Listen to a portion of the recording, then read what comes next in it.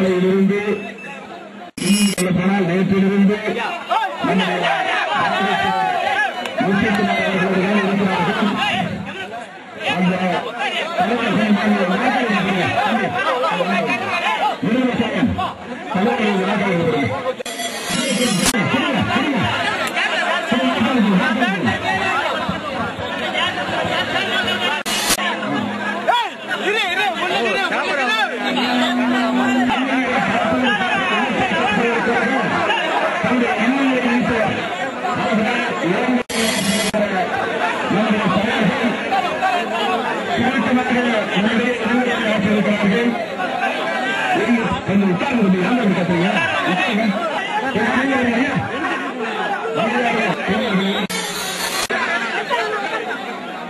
நமக்கு முன்னால் இருக்கிற கடமை நாம் என்ன செய்ய வேண்டும் என்பதை முத்துக்குமார் தெளிவுபடுத்தி விட்டு போயிருக்கிறார்.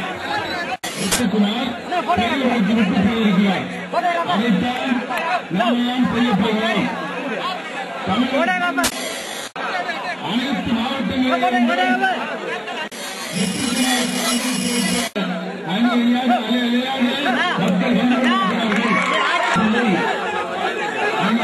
வாய்ப்பில்லை. அதை நாளை 3 மணிக்கு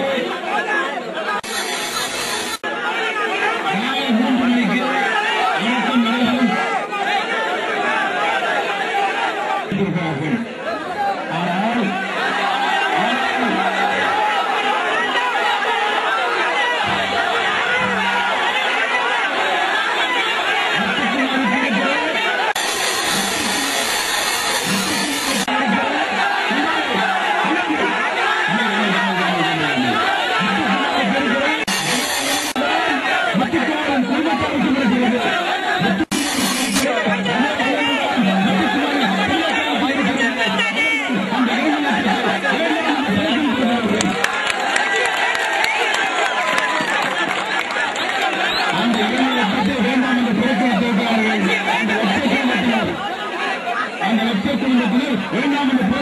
ஆனால்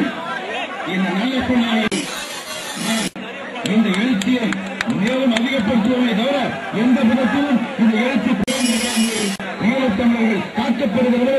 நமக்குள்ள எழுந்திருக்கிற இந்த எழுச்சி முத்துக்குமார் ஏற்படுத்தி இருக்கிற அந்த நேர்த்தி இருக்கிற அந்த தீ பந்தம் நம் மனதிலே எல்லாம் இன்றைக்கு பற்றி எரிந்து கொண்டிருக்கிறது.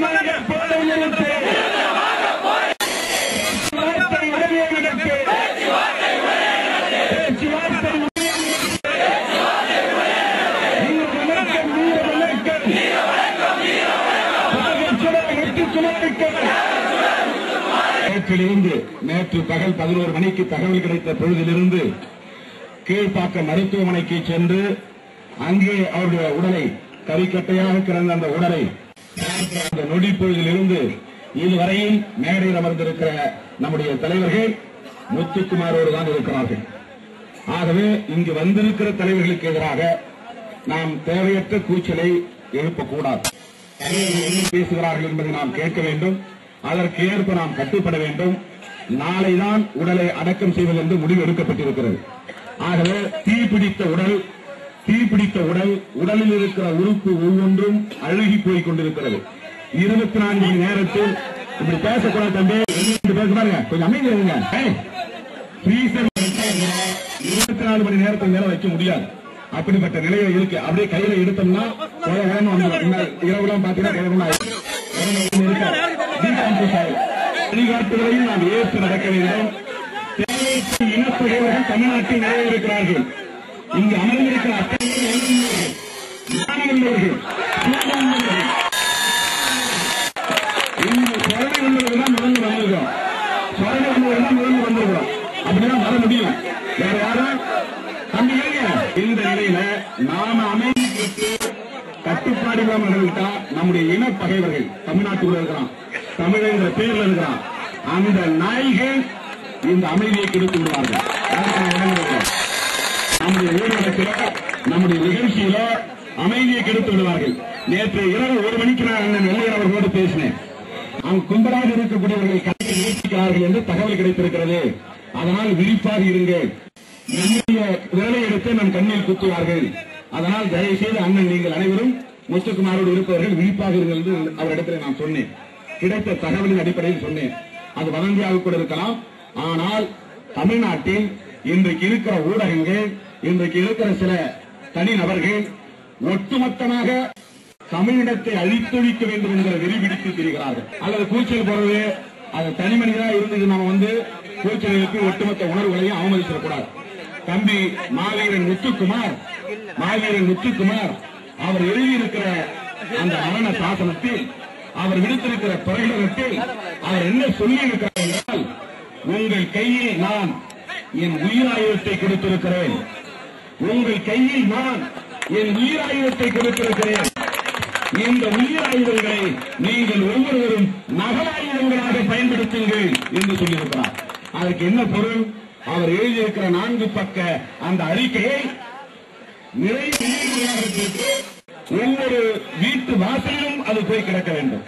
மக்களும் இருக்க வேண்டும், கிளம்ப வேண்டும் என்ற அடிப்படையில் ஆனந்திக்கு சாலை உத்தமிட்டிருக்கிறார். அங்கே சிங்கள காரர்களை எதிர்த்து இந்திய துரோகிகளை பணியாகிக் கொண்டிருக்கிற எங்கள் விடுதலை புலிகளின் வீர சாதித்தான் எத்தனை இந்திய நாராயணங்கள் என்றாலும், எத்தனை சிவசங்கர் மேனங்கள் என்றாலும், எத்தனை ராஜபக்சேக்கள் என்றாலும், எத்தனை சரத் பொய்சேகர் வந்தாலும் எங்கள் அண்ணன் பிரபாகரனின் கால் மயிலை கொடுக்கிறார்.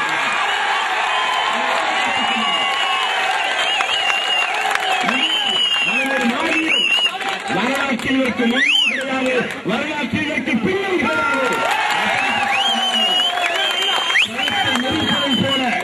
கழுத்தை நெரிப்பதைப் போல நெருக்கி எடுத்துக் கொண்டு போயிருக்கிறார்கள். ஆனாலும் சரண் என்ற பேச்சுக்கு இடமில்லை.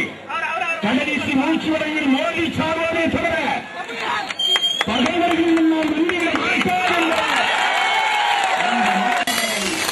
அந்த மாநிலனை எந்த கொம்பனாலும் அழித்துவிட முடியாது. பிடித்தார்கள், ஆளில்லாத ஆணையிடமை பிடித்தார்கள், ஆளில்லாத முல்லைத்தீவு நகரத்தை பிடித்திருக்கிறார்கள். அதுவெல்லாம் இன்றைக்கு அமெரிக்க ராணுவமே பதிவு செய்யவில்லை. தமிழ்நாட்டில் அப்படிப்பட்ட துரோக குண்டல் பொறுத்து போயிருக்கிறது. கிளிநொச்சி வீழ்ந்தல் என்கிறார்கள், முல்லைத்தீவு வீழ்ந்தல் என்கிறார்கள், பூநகரி வீழ்ந்தல் என்கிறார்கள். தமிழர்களே அப்படி பதிவு செய்து மகிழ்ச்சி அடைகிறான், ஆனந்தப்படுகிறான். இப்படிப்பட்ட இன துரோகிகளுக்கு இடையிலே நமக்கு என்ன தேவை? கட்டுப்பாடு தேவை. கட்டுப்பாடு தேவை. கட்டுப்பாடு இல்லாத ஒற்றுமை பயன்படாது.